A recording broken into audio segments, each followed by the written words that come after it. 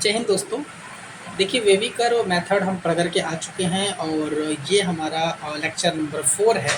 और इस lecture number 4 में हम स्टार्ट करने वाले हैं एक चैप्टर सेट। ठीक है, आप पढ़ रहे हैं टीजीटी पीजीटी मैथ्स, तो चैप्टर रहेगा हमारा सेट और स्टार्ट करेंगे हम सेट टॉपिक से। ठीक है, वीडियो के अंत तक बने रहिएगा और जितने भी टीजीटी पीजीटी मैथ्स के सीरीज़ आ रहे हैं 1 बाई 1 करके, आपसे अनुरोध रहेगा कि उन सबको ठीक से देखिए, प्रैक्टिस करिए जितने भी क्वेश्चंस बताए जा रहे हैं, क्योंकि जितने भी क्वेश्चंस मैं बताऊंगा आपको सारे के सारे प्रीवियस ईयर रहेंगे और मोस्ट इम्पॉर्टेंट रहेंगे।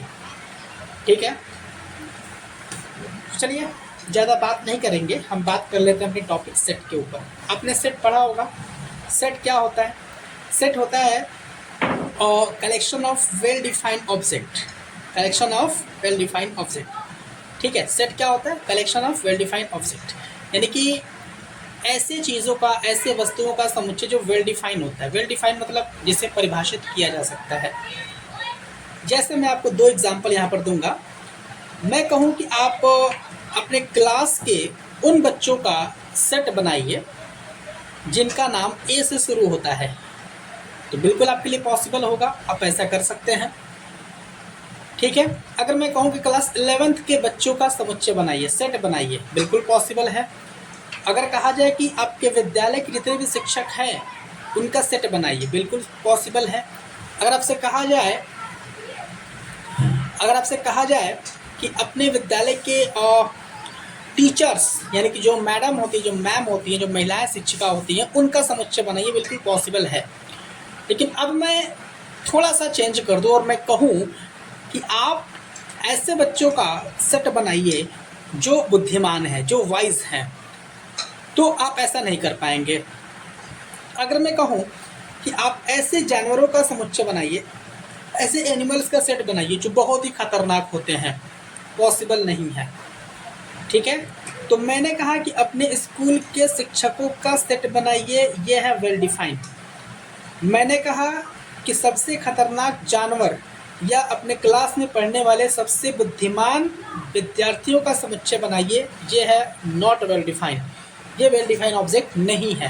तो यही होता है, set is a well defined collection of object, it is denoted by ABC। Set को हमेशा कैपिटल लेटर ABCD से है ना रिप्रेजेंट किया जाता है। The member of set are called elements of a set, यानी कि जो सेट के जो एलिमेंट्स होते हैं, यानी कि जो मेंबर होते हैं, उनको एलिमेंट कहा जाता है ना। सेट के जो मेंबर्स होते हैं उनको एलिमेंट कहा जाता है। Element of a set is not be repeated in set. ठीक है, यानी सेट में जो भी एलिमेंट होगा वो रिपीट नहीं होगा। क्या मतलब हुआ? हमने कहा कि एक सेट ए है ना, और ये सेट क्या है? ये है आपका वॉवेल। क्या है ये? वॉवेल है ना। हमने कहा कि वॉवेल है ये, vowels of alphabet, vowels of alphabet है ना। हमने एक सेट बनाया वॉवेल्स ऑफ अल्फ़ाबेट। आपको पता होगा कि अल्फ़ाबेट के वॉवेल्स क्या होते हैं, बिल्कुल AEIOU। ठीक है, तो वॉवेल्स ऑफ अल्फ़ाबेट जो सेट है ये एक वेल डिफाइन है, यानी कि इसको हम लिख सकते हैं। तो हमने कहा कि A इज इक्वल टू है ना AEIOU, और ये है आपका सेट ऑफ वॉवेल अल्फ़ाबेट। ठीक है, हमने कहा कि आप क्या करिए कि आप एक सेट बनाइए, हमने मान लिया B, और वो सेट क्या है? वो सेट रहेगा आपका नेचुरल नंबर 10 से छोटा, नेचुरल नंबर 10 से छोटा। तो 1 2 3 4 5 6 7 8 9 तक। ठीक है, तो हमने एक सेट बना दिया, ये नेचुरल नंबर का सेट है जो कि 10 से छोटा है। ठीक है, हमने कहा कि प्राइम नंबर का सेट बनाइए, प्राइम नंबर का सेट बनाइए 10 से छोटा, तो बिल्कुल बना सकते हैं। हमने उसका X नाम दे दिया उस सेट को, और उसके कौन कौन से एलिमेंट्स आएंगे, कौन कौन से मेंबर्स आएंगे। हमने कहा क्या कि आप सेट बनाइए प्राइम नंबर्स का जो कि 10 से छोटा है। तो 2 हो जाएगा, 3 हो जाएगा, 5 हो जाएगा, 7 हो जाएगा। ठीक है, ये हो गया आपका सेट। ठीक है, तो सेट क्या होता है? वेल डिफाइंड ऑब्जेक्ट का कलेक्शन होता है। ठीक है, और ये जो AEIOU देख रहे हैं आप, ये है एलिमेंट्स ऑफ द सेट। क्या कहते हैं इसको? एलिमेंट कहा जाता है। क्या कहा जाता है? एलिमेंट कहा जाता है ना। इस सेट के ये एलिमेंट्स है सारे के सारे। सेट X जो है हमारा, इसके एलिमेंट्स ये हैं। नंबर ऑफ एलिमेंट्स बताइए 1 2 3 4। इसमें नंबर ऑफ एलिमेंट्स बताइए 1 2 3 4 5। इसमें नंबर ऑफ एलिमेंट्स बताइए 9। तो ये है आपका सेट का कॉन्सेप्ट। ठीक है, अब हम आगे बढ़ते हुए बात कर लेते हैं रिप्रेजेंटेशन ऑफ सेट के ऊपर। ठीक है, सेट को रिप्रेजेंट करने का तरीका क्या होता है। तो सेट को दो तरह से रिप्रेजेंट किया जाता है, रोस्टर फॉर्म में या टेबुलर फॉर्म में, और दूसरा जो तरीका होता है सेट को रिप्रेजेंट करने का वो होता है सेट बिल्डर फॉर्म। ठीक है, एक चीज़ मैं आपको बता दूं, सेट बिल्डर फॉर्म जो होता है एक्स के फॉर्म में होता है, और रोस्टर फॉर्म जो होता है या फिर टेबुलर फॉर्म में होता है, ये इसमें डायरेक्ट आपका एलिमेंट लिखा होता है। इसमें डायरेक्ट एलिमेंट नहीं लिखा होगा, इसमें एलिमेंट लिखा होगा। क्या मतलब हुआ, हमने कहा कि a set of all natural number less than 7। हमने कहा एक सेट है ए, ठीक है ना, और वो 7 से छोटे सारे के सारे नेचुरल नंबर हैं। ओके, तो आपका मतलब क्या हुआ, इसका मतलब क्या हुआ, इसका मतलब ये हुआ कि जो सेट के एलिमेंट्स होंगे वो होंगे 1 2 3 4 5 6, है ना, ये हो गए सेट के एलिमेंट्स। तो रोस्टर फॉर्म में या टेबुलर फॉर्म में जो एलिमेंट्स होते हैं वो डायरेक्ट लिखे होते हैं। मैं इसको नहीं कह रहा हूँ, इसको नहीं कह रहा हूँ, ये हमारा, इसको मैं नहीं कर रहा हूँ, है ना। इसमें एलिमेंट्स कहाँ दिख रहे हैं, एलिमेंट्स यहाँ पर दिख रहा है। ठीक है, 1 2 3 4 5 6। ठीक है, हमने कहा कि बी एक सेट है और ये क्या है, इसमें के एलिमेंट्स हैं ए ई आई ओ यू। तो इस टाइप के जो सेट्स लिखे होते हैं ना एलिमेंट्स के फॉर्म में, इनको कहा जाता है क्या, रोस्टर फॉर्म या टेबुलर फॉर्म। ठीक है, अब सेट बिल्डर फॉर्म कैसा होता है, सेट बिल्डर फॉर्म आपका एक्स के फॉर्म में होता है। ये कुछ ऐसे लिखा होगा, set A is equal to x such that, है ना, x such that x belongs to A where, है ना, and A is less than 7 and A belongs to natural number. ठीक है, कुछ इस तरह से लिखा होगा सेट। ठीक है ना, आ रही बात समझ में। यानी कि यहाँ पर जो x जो एलिमेंट है वो क्या है, x जो एलिमेंट है x बिलोंग करेगा a से, और a कैसा है, a है आपका 7 से छोटा और a नेचुरल नंबर है। यानी कहने का मतलब क्या हुआ कि इसमें कौन कौन से एलिमेंट्स आएंगे, 1 2 3 4 5 6 आएंगे। ऐसे ही मैं आपको और समझा सकता हूँ, x इज इक्वल टू एक दूसरा सेट है हमारा जिसमें कि x हमारा एलिमेंट है, and x belongs to vowel. x belongs to what, x belongs to vowel, x belongs to vowel. तो ये हो गया आपका सेट बिल्डर फॉर्म। तो ये होता है तरीका सेट बिल्डर फॉर्म में लिखने का। ठीक है, हमने कहा कि एक समुच्चय है या फिर एक सेट है B इज इक्वल टू, इसमें x such that x belongs to natural number and x is greater than 0, है ना, एंड लेस देन 7। ओके, तो जो सेट हमारा x के फॉर्म में होता है वो होता है हमारा क्या, सेट बिल्डर फॉर्म। ये हमारा सेट बिल्डर फॉर्म है। तो अगर x के फॉर्म में लिखा है तो सेट बिल्डर फॉर्म, अगर डायरेक्ट एलिमेंट्स के फॉर्म में लिखा है तो रोस्टेड फॉर्म या टेबुलर फॉर्म। ठीक है, तो अगला जो टॉपिक है हमारा वो है टाइप्स ऑफ सेट। सेट के कितने टाइप्स होते हैं। तो सबसे पहला जो हम टाइप पढ़ते हैं वो एम्प्टी सेट पढ़ते हैं। ठीक है, एम्प्टी मतलब होता है खाली, यानी एक ऐसा सेट जिसमें जो खाली हो, एक ऐसा सेट जिसमें कोई एलिमेंट से नहीं हो। दिख रहा है ना, इस सेट के अंदर कुछ एलिमेंट लिखा है, नहीं लिखा है, तो इसको बोलेंगे क्या, एम्प्टी सेट। एक ऐसा सेट जिसमें एलिमेंट्स हमारे न हो, है ना, इसको 5 से रिप्रेजेंट किया जाता है। क्लियर, यानी कि 5 इज इक्वल टू, ऐसे सेट बनेगा हमारा लेकिन इसके अंदर कुछ लिखा नहीं होगा, तो 5 का मतलब कोई एलिमेंट नहीं होगा। ठीक है, उसके बाद आता है सिंगलटन सेट, नाम ही है सिंगल मतलब सिंगल एलिमेंट होगा। एक ऐसा सेट जिसमें सिर्फ सिंगल एलिमेंट हो। ठीक है, A is equal to set A, है ना, ये सेट ए है जिसमें सिर्फ एक एलिमेंट्स है। ठीक है, हमने कहा कि set A is equal to, है ना, prime minister of x such that x is a prime minister, prime, है ना, यहाँ पर लिख देते हैं कि अभी का मतलब कि वर्तमान मतलब present prime minister, PRESENT, present prime minister of India, है ना। तो अभी जो है इंडिया के जो प्राइम मिनिस्टर है वो सिर्फ एक ही है, तो हम कहेंगे कि x such that x is a prime minister of India, यानी इंडिया के जो प्राइम मिनिस्टर सिर्फ एक ही है, यानी कि इस सेट में सिर्फ एक ही एलिमेंट है। यानी कि जो सेट है हमारा वो, ये जो सेट है ये हमारा सिंगलटन सेट है। ठीक है, ओके। अच्छा, अगला जो सेट हमारा फाइनाइट सेट है। फाइनाइट सेट का मतलब ये होता है एक ऐसा सेट जिसमें नंबर ऑफ एलिमेंट्स जो हैं वो काउंटेबल हो। ठीक है, नंबर ऑफ एलिमेंट्स क्या हो हमारे, काउंटेबल हो। जैसे हमने कहा कि a is equal to x such that x है ना, x belongs to natural number है ना, and x is greater than और equal to 0 and less than और इक्वल टू 13। ओके ओके, तो ये एक सेट है। ठीक है, तो इससे ये क्लियर है दोस्तों, इससे ये क्लियर है कि अगर मैं इसको किस में लिखूँ, या सेट बिल्डर फॉर्म में है ना, तो अगर मैं इसको टेबुलर फॉर्म में लिखूँ तो कौन कौन से एलिमेंट्स आएंगे। एक्स जो है हमारा वो नेचुरल नंबर होना चाहिए, 0 से बड़ा, 0 को लेते हुए 13 तक जाना है हमको, यानी कि 0 1। अच्छा एक चीज़ और है, ये एक्स हमारा नेचुरल नंबर तो हो नहीं सकता ना, यानी कि 0 तो नेचुरल नंबर है नहीं। तो एक काम करते हैं, एन को हम हटा कर क्या कर देते हैं, जेड कर देते हैं, इंटीजर कर देते हैं। तो 0 1 2 3 4 डॉट डॉट डॉट डॉट 13। ठीक है, तो इसमें कितने एलिमेंट्स आ रहे हैं, 14 एलिमेंट आ रहे हैं। तो एक ऐसा सेट है ना, क्लियर है ना, दिख रहा है इसमें 14 एलिमेंट्स, आपको दिख पा रहा होगा 14 एलिमेंट्स आ रहे हैं, है ना, 1 से लेकर 13 तक 13 और एक 0 है, तो 14 टोटल एलिमेंट्स है हमारे पास। तो एक ऐसा सेट जिसमें एलिमेंट्स, नंबर ऑफ एलिमेंट्स हमारे क्या हो, काउंटेबल हो, वो कहा जाता है फाइनाइट सेट। क्या कहा जाता है, फाइनाइट सेट। फाइनाइट सेट में नंबर ऑफ एलिमेंट्स काउंटेबल होते, गिना जा सकता है। Infinite set, infinite set, infinite set नाम से ही स्पष्ट है भाई, फाइनाइट का उल्टा। फाइनाइट में नंबर ऑफ एलिमेंट्स काउंटेबल होता है, इसमें नंबर ऑफ एलिमेंट काउंटेबल नहीं होता है। क्या मतलब हुआ, set of natural number. Natural number कौन कौन से एलिमेंट आते हैं, 1 2 3 4 5 dot dot dot dot till infinity. ठीक है, हमको नहीं पता कि ये नंबर कहाँ पर जाकर के खत्म होगा। ठीक है, set of whole number, whole number में कौन कौन से एलिमेंट्स आते हैं, 0 1 2 3 dot dot dot dot till infinity. Okay, set of integer, integer में कौन कौन से एलिमेंट्स आते हैं, 0 plus minus 1 plus minus 2 plus minus 3 and dot dot dot dot till infinity. तो ये सारे के सारे जो सेट होते हैं हमारे क्या होते हैं, इन्फिनिटी होते हैं, यानी कि इनफाइनाइट सेट होते हैं। इक्वल सेट, इक्वल सेट क्या होता है, इक्वल सेट मतलब, इक्वल सेट की जब हम बात करते हैं, दो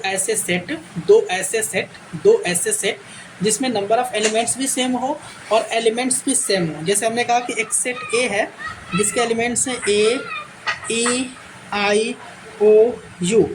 ठीक है, और एक सेट बी है, एक सेट बी है जिसके एलिमेंट्स हैं और ई ए आई यू ओ। ठीक है, तो इसमें काउंट करिए कितने कितने एलिमेंट्स हैं, 1 2 3 4 5, इसमें भी 1 2 3 4 5, और साथ ही साथ जो सेट के एलिमेंट्स हैं वो सेम भी हैं और नंबर ऑफ एलिमेंट्स हमारे बराबर भी हैं।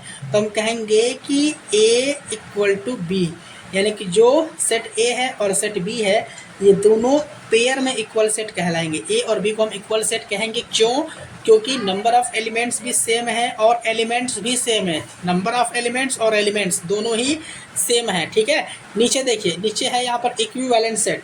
तो इक्विवेलेंट सेट का मतलब होता है दोस्तों, दो ऐसे सेट जिसके एलिमेंट्स जो हैं वो सिर्फ इक्वल होने चाहिए, है ना, दो ऐसे सेट। जैसे A इज इक्वल टू, इसमें कौन कौन से एलिमेंट हैं, 1 2 3 है, and B is equal to A B C। Okay, A is equal to 1 2 3, B is equal to A B C। ठीक है, क्लियर। तो देखिए ये जो है हमारा, और ये A और B ये दोनों सेट हमारे क्या होंगे, इक्विवेलेंट सेट होंगे। इक्विवेलेंट सेट में सिर्फ नंबर ऑफ एलिमेंट्स, सिर्फ नंबर ऑफ एलिमेंट बराबर होना ज़रूरी है, एलिमेंट्स का सेम होना ज़रूरी नहीं है, यह ध्यान रखिएगा। नंबर ऑफ एलिमेंट्स बस बराबर होना चाहिए। जैसे इसमें भी 3 एलिमेंट हैं, इसमें भी 3 एलिमेंट हैं, लेकिन सेम एलिमेंट्स ज़रूरी नहीं है। ठीक है, क्लियर। अच्छा एक चीज़ और ध्यान रखिएगा, जितने भी इक्वल सेट होते हैं वो हमारे इक्विवेलेंट सेट होते हैं, है ना। देखिए A और B क्योंकि एलिमेंट्स बराबर है ना, तो हम इसको इक्वल सेट बोल सकते हैं, लेकिन इक्विवेलेंट सेट को हम इक्वल सेट नहीं बोल सकते हैं। ध्यान में आया, समझ में आया। हर इक्वल सेट इक्विवेलेंट सेट होता है, क्यों, क्योंकि इक्वल सेट में नंबर ऑफ एलिमेंट तो बराबर होता है ना, और नंबर ऑफ एलिमेंट अगर बराबर होता है दो सेट में तो वो हमारा इक्विवेलेंट भी होता है। तो हर इक्वल सेट हमारा इक्विवेलेंट सेट हो जाएगा। ठीक है, लेकिन इक्वल सेट में एलिमेंट सेम होना ज़रूरी है, लेकिन इक्विवेलेंट में ऐसा नहीं है। एलिमेंट सेम हो या ना हो, ठीक है, वो हमारा इक्विवेलेंट सेट में ज़रूरी है कि क्या, अगर दो सेट में नंबर ऑफ एलिमेंट और एलिमेंट सेम है तो वो हमारा एक इक्वल सेट है, और सिर्फ नंबर ऑफ एलिमेंट सेम है है ना, एलिमेंट सेम नहीं है तो हमारा इक्विवेलेंट सेट है। ठीक है, तो इसी चीज़ को हमने नोट में भी यहाँ पर लिख दिया है कि each pair of equal set are equivalent set, यानी कि जो इक्वल सेट का हर एक पेयर होता है हमारा वो इक्विवेलेंट सेट भी हमारा होता है। But equivalent set need not be equal set, लेकिन जो इक्विवेलेंट सेट जो होता है ज़रूरी नहीं है कि वो हमारा इक्वल सेट भी हो। अभी हमने पीछे एग्जांपल्स के थ्रू हमने समझा है। क्लियर? अब देखिए सबसेट की बात हम कर लेते हैं कि सबसेट हमारा क्या होता है दोस्तों। ठीक है, subset, let A and B are two set, मान लीजिए कि ए और बी क्या है, दो सेट्स हैं। If each element of A is also element of set B then A is called subset. क्या मतलब हुआ, जैसे मान लीजिए कि एक सेट ए है जिसके एलिमेंट्स हैं 1 2 3 एंड एक सेट बी है जिसके एलिमेंट्स हैं 1 2 3 4। ओके, तो अगर ए के सारे एलिमेंट्स बी में है, अगर ए के सारे एलिमेंट्स बी में है, देखिए 1 2 3 ए के एलिमेंट्स है ना, तो 1 2 3 बी के भी एलिमेंट्स हैं, यानी कि ए के सारे एलिमेंट्स बी में है। तो अगर ए के सारे एलिमेंट्स बी में है देन हम कहते हैं कि A is the subset of B. क्या कहते हैं? Then A is the subset of B. A के बारे में बताते हैं तो ए के बारे में बोलते हैं कि ए हमारा सबसेट है बी का। ठीक है, और बी जो कि ए के एलिमेंट्स को अपने अंदर रखा हुआ है, बी को बोला जाता है सुपर सेट। ठीक है, ए जिसका सबसेट है वो ए का सुपर सेट होगा। क्लियर? समझ में आ रही बात? जैसे हमने कहा कि A is the subset of B, A is the subset of B, A is the subset of B. तो ऐसे जब पढ़ेंगे तो बोलेंगे A is the subset of B. अब ऐसे पढ़िए तो बोलेंगे B is the superset of A, B is the superset of A. Clear है? जैसे हमारे पास एक सेट ए है, ठीक है, और ये क्या है, दिस इज 1 2 3, यानी कि ये हमारा नेचुरल नंबर का सेट है। एक बी है हमारा जो कि हमारा होल नंबर का सेट, यानी कि जो पूर्ण हो ना, पूर्ण संख्या जो होती है होल नंबर का सेट है, 0 1 2 3 4 डॉट डॉट डॉट। क्लियर? तो हम क्या कहेंगे, हम कहेंगे कि भाई ए के सारे एलिमेंट्स तो बी में है, यानी A is the subset of B. Clear है? And B is the superset of A, B is the superset of A. अच्छा, एक चीज़ और ध्यान रखिएगा, हमने कहा क्या बी ए का सबसेट है, यानी क्या बी के जितने भी एलिमेंट्स हैं क्या ए में है? ऐसा नहीं है, 4 तो ए में है ही नहीं, तो हम बोलेंगे कि B is not subset of A. लिखने का तरीका देख लीजिए, B is not subset of A. Clear? अच्छा, पढ़ लेते हैं। माना ए और बी जो है दो सेट्स हैं, माना ए और बी जो है दो सेट्स हैं। इफ ईच एलिमेंट ऑफ ए, यानी कि ए के जितना भी एलिमेंट्स हैं, ए का जितना भी एलिमेंट्स हैं, है ना, also element of set B, वो सेट बी का भी अगर अवयव है, अगर एलिमेंट है, then A is called subset of B. तब ए को क्या कहते हैं? तब ए को हम बी का सबसेट कहते हैं। ठीक है? अच्छा, and also B is called superset of A, है ना, अगर ऐसे पढ़ेंगे तो also B is called superset of A. Clear है ना? अब देखिए ज़रा ध्यान से। अच्छा, तरीका क्या है? It is denoted by A subset of B, है ना, ए सबसेट ऑफ बी, दोनों सेम है। बस इसका क्या मतलब हुआ? इसका मतलब ये हुआ कि जैसे a is equal to 1,2 and b is equal to 1,2। ठीक है, तो a है ना, a is subset of b, इसका मतलब ये हुआ कि a हमारा सबसेट भी और इक्वल सेट भी है। क्लियर है ना? समझ में आ रही बात? इसका क्या मतलब हुआ? सबसेट और इक्वल, है ना, सबसेट और इक्वल। इसका मतलब क्या हुआ कि a के सारे एलिमेंट्स b में हैं, साथ ही साथ a और b के दोनों एलिमेंट्स क्या है? बराबर है। क्लियर है ना? तो हम जब ऐसे होता है तब हम ऐसे भी घुमा करके लिख सकते हैं कि b is also subset of a, है ना, सिर्फ अगर ये कंडीशन हो तो। लेकिन अगर a सबसेट ऑफ b है then this is not equal to b subset of a। ये क्लियर रहे तो मुझे उम्मीद है कि आपको समझ में आया होगा। समझ में आया ना? इसका मतलब क्या हुआ कि भैया a के सारे एलिमेंट्स b में हैं, साथ ही साथ b के भी सारे एलिमेंट्स a में हैं, ये मतलब हुआ। क्लियर है ना? यानी कि a हमारा b का सुपर सेट है और b भी हमारा a का सुपर सेट है, दोनों तरफ से काम चल सकता है यहाँ पे। ठीक है, अब हम देख लेते हैं कि अगर हमारे पास कोई एक सेट है, अगर हमारे पास कोई एक सेट है और उस सेट के जो नंबर ऑफ एलिमेंट है उसमें m है, यानी कोई सेट है और उसमें नंबर ऑफ एलिमेंट्स कितने हैं। बार बार डिस्टर्ब हो जा रहा है थोड़ा सा वीडियो, ठीक है, वीडियो थोड़ा डिस्टर्ब हो जा रहा होगा बीच में। ठीक है, क्लियर, और स्टार्ट करते हैं। अगर एक हमारे पास कोई सेट है जिसके एलिमेंट्स गिनने पर m आ रहा है, भाई उस सेट के सबसेट कितने बन सकते हैं? उस सेट के सबसेट कितने बन सकते हैं? तो आंसर होगा 2 to the power m। If m be a number of elements of a set, है ना, अगर हम मान लेते हैं कि कोई सेट ए है और उसका जो नंबर ऑफ एलिमेंट है वो m है, तब वो जो टोटल नंबर ऑफ सबसेट होगा वो होगा 2 टू द पावर m। क्या मतलब हुआ, हमारे पास एक सेट ए है जिसके एलिमेंट्स कितने हैं, नंबर ऑफ एलिमेंट्स कितने हैं, 3 हैं। तो बताना है कि find the number of subset, तो कितना हो जाएगा 2 टू द पावर कितना है ना। देखिए एलिमेंट्स का नंबर कितना है, नंबर ऑफ एलिमेंट्स कितना है, 1 2 3, तो 2 टू द पावर 3 यानी कि 8 हो जाएगा। ठीक है, यानी कि अगर आप इस सबसेट का यानी कि इस सेट का, सॉरी माफ़ करिएगा, अगर इस सेट का आप सबसेट बनाते जाएंगे तो 8 बनेगा। ठीक है, अच्छा मैं बना करके भी दिखा देता हूँ। जैसे अलग अलग एलिमेंट लिख लीजिए, 1 2 3, फिर दो दो लेकर लिखना है, 1 2, फिर 2 3, फिर 1 3, क्लियर। और एक होता है हमारा 5, क्या होता है 5 को बोलते हैं क्या, 5 को बोलते हैं एम्प्टी सेट। एम्प्टी सेट जो होता है हमारा वो हर एक सेट का क्या होता है, सबसेट होता है। तो टोटल सबसेट देख लीजिए कितना हो गया, 1 2 3 4 5 6, 1 2 3 4 5 6 7, कोई एक और होगा जो कि है 1 2 3। ठीक है, यानी कोई भी सेट खुद का भी सबसेट होता है। मानते कि नहीं मानते इस बात को। अच्छा, यहाँ पर 2 पॉइंट्स लिखे हुए हैं, इंपॉर्टेंट पॉइंट्स हैं। एम्प्टी सेट दैट इज 5, यानी कि जो एम्प्टी सेट होता है अर्थात 5 is the subset of every set, है ना। जो 5 होता है वो हर एक सेट का क्या होता है, सबसेट होता है। क्लियर। अच्छा, total number of non empty set 2 to the power m-1। ठीक है, जैसे हमको क्या लिखना है, हमको लिखना है कि नंबर ऑफ सबसेट कितना होगा, लेकिन उसमें 5 नहीं होना चाहिए, 5 को नहीं काउंट करना है। तो भाई टोटल है 8, 5 को नहीं काउंट करना है, मतलब 1 को माइनस कर दीजिए 5 वाले को, तो कितना आ जाएगा 7, है ना। तो इसका फॉर्मूला ऐसे भी हो सकता है 2 टू द पावर m-1। ये 1 क्या है, 1 है आपका एम्प्टी सेट, है ना। यहाँ पर जो 1 है एम्प्टी सेट, इसको निकाल दीजिए, क्योंकि हमको क्या चाहिए, हमको सबसेट तो चाहिए लेकिन नॉन एम्प्टी सबसेट चाहिए, यानी कि उसमें 5 नहीं होना चाहिए। तो इस प्रकार से दोस्तों जो हमारा ये वीडियो है कंप्लीट होता है। इस वीडियो में हमने सेट के ऊपर बात किया कि सेट क्या होता है, सेट कितने प्रकार का होता है, सेट को रिप्रेजेंट करने का तरीका क्या होता है ना, सेट बिल्डर फॉर्म क्या होता है, साथ साथ टेबुलर फॉर्म क्या होता है, रोस्टर फॉर्म क्या होता है, सारी चीज़ों की हमने ऊपर बात किया है। सबसेट क्या होता है, सुपर सेट क्या होता है, क्लियर। हमने इन सारे टॉपिक्स के ऊपर हमने बात किया। मुझे उम्मीद है कि वीडियो आपको पसंद आया होगा, और शुरू में वीडियो की जो क्वालिटी है थोड़ी सी गड़बड़ा जा रही होगी, तो उसके लिए क्षमा चाहेंगे। तो आपसे उम्मीद रहेगा कि आप वीडियो के लास्ट तक बने रहेंगे हमेशा, और हमारे चैनल को सब्सक्राइब ज़रूर कर देंगे और वीडियो को लाइक कर देंगे। अगर कोई कमी होती है तो आप प्लीज़ जो भी कमियां हैं उसको बताइए, ताकि उस चीज़ को इम्प्रूव करने की कोशिश मैं करूँ।